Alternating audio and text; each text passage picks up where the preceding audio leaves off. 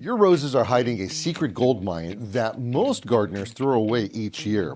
Those weird little bulbs growing on your rose bushes, they're packed with more vitamin C than oranges. And I'm about to show you how to turn them into jam, tea, and potpourri. But here's the catch. You need to harvest them at exactly the right moment or you'll miss your window of opportunity. I fix expensive gardening and landscape problems before they get worse. So stick around. Click that like button and subscribe. Ah, roses. Who doesn't love receiving them and giving them? It's even just as fun to grow them. And one of the things that happens with roses as the season winds down and the flowers become less and the plant kind of starts turning ugly on you is that you'll start to see these little bulbs that begin to grow. And these bulbs are actually called rose hips. And rose hips are high in vitamin C and you'll be able to do a whole lot of things with them. So let's go out to our roses and we're going to collect as many orange or red rose hips as possible. Once we got a bucket full, we'll go inside and we'll see exactly what we can do with them.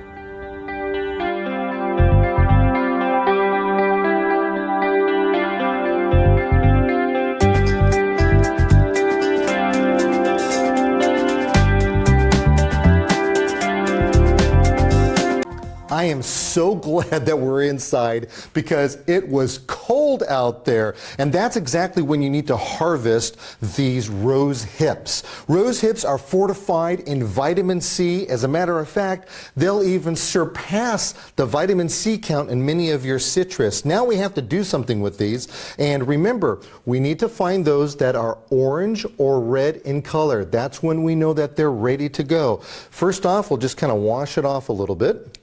And then we need to cut them in half. Now you can use a knife. The problem is that sometimes these are really hard, so you got to be careful and you'll be chasing this around. What I like to do is get myself a pair of hand pruners or secateurs and we'll take it and cut them in half. Now I like to take where we've pruned it off and where the flower was, you hold it with your fingers like this, then you bring your secateurs right in the center. And there you go. You've cut it in half.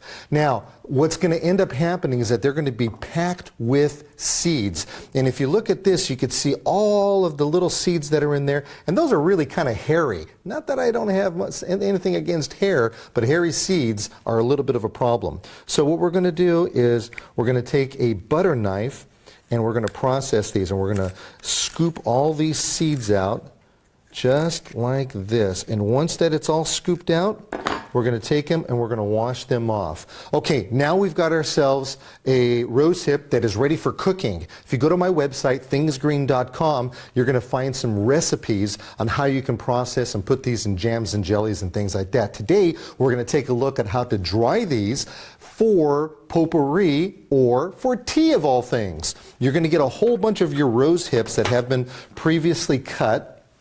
And you're going to take the rose hips and put them in that you'll cover it up, turn it on, come back. 24 hours later, you're going to have all of these rose hips nice and dry. And if we were to take and match them together, you're going to see a big difference over here. This right here is a dry one, ready for cooking. This one here is ready for potpourri. Now, to make it a tea, you could actually use it like this, or better still, grind it down, put it in a blender or a food processor, chop it up, and then you steep it in some hot water, just a couple of tablespoons in some hot water for about, maybe 5 to 8 minutes, and now you've got yourself a vitamin C packed rose hip tea. What could be better than that? For more information, come to my website, thingsgreen.com.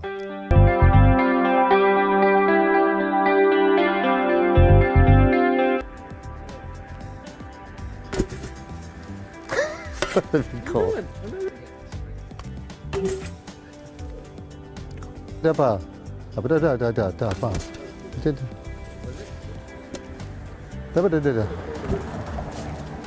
That'll be all right. Today, we're going to show you how to collect these hips by warm, but what you want to end up doing is collecting all of these orange or red rose hips